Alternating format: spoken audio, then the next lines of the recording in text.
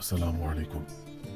ভাবো তো, আজ থেকে প্রায় 2000 বছর আগে যখন মানুষ পাথর ঘরে থাকতো, যখন বিজ্ঞান মানেই ছিল আকাশের দিকে তাকিয়ে গল্প করা, ঠিক সেই সময় যদি কেউ বানিয়ে ফেলে এমন একটা যন্ত্র যেটা আজকের দিনে কম্পিউটারের মতো কাজ করে, বিশ্বাস হয়? কিন্তু না, এটা গল্প না, এটা সত্যি ইতিহাসের সবচেয়ে বড় রহস্যগুলোর একটা। তার নাম অ্যান্টিকেথেরা মেকানিজম। 1901 সাল, গ্রিস দেশের কাছাকাছি সমুদ্রের নিচে একটা পুরনো জাহাজের ধ্বংসাবশেষ খুঁজে পাওয়া যায়। ডুবুরিরা ভাবছিল ভিতরে হয়তো সোনা মুদ্রা বা দামি কোনো জিনিসপত্র থাকবে, কিন্তু তারা যা পেল তা তাদের পুরো চিন্তা ভাবনা বদলে দিল। একটা যন্ত্রা, ভাঙ্গা ধাতব যন্ত্র।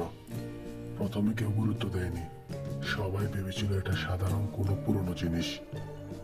কিন্তু কিছু বছর পরে বিজ্ঞানীরা যখন এটা পরিষ্কার করে পরীক্ষা করলো, তারা যা দেখলো সেটা দেখে সবাই থমকে গেল। ভিতরে ছিল ছোট ছোট গিয়ার, একটার সাথে আরেকটা এমন ভাবে জোড়া লাগানো, একদম নিখুঁত মেশিনের মতো। আর এই যন্ত্রটা ব্যবহার করা হতো সূর্য আর চাঁদের চলাফেরা হিসাব করতে। সূর্যগ্রহণ কখন হবে সেটা আগে থেকে জানতে, গ্রহ কোথায় থাকবে সেটা বের করতে। মানে এটা ছিল পৃথিবীর সবচেয়ে পুরনো জ্যোতির্বিজ্ঞান গণনা যন্ত্র। এখন প্রশ্ন হচ্ছে, 2000 বছর আগে মানুষ এমন জটিল যন্ত্র বানালো কিভাবে?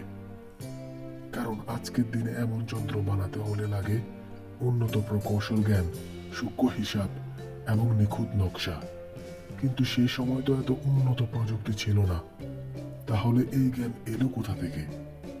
আরো অবাক করার বিষয় হলো, এই ধরনের প্রযুক্তি ইতিহাসে আবার দেখা যায় প্রায় 1000 বছর পরে। মানে মাঝখানে পুরো একটা সময় যেখানে এই জ্ঞানের কোনো চিহ্নই নেই।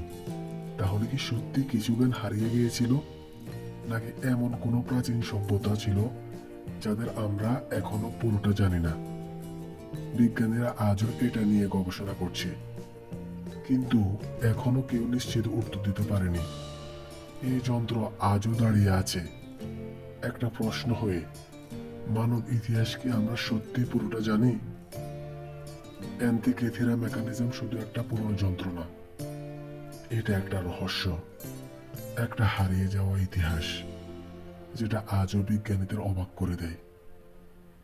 যদি এই ধরনের সত্য ঘটনা আর রহস্য ভালো লাগে, তাহলে আমাদের চ্যানেল চিন্তাজাল সাবস্ক্রাইব করো। সবাইকে অসংখ্য ধন্যবাদ পাশে থাকার জন্য। সবাই লাইক, শেয়ার এবং সাবস্ক্রাইব করুন।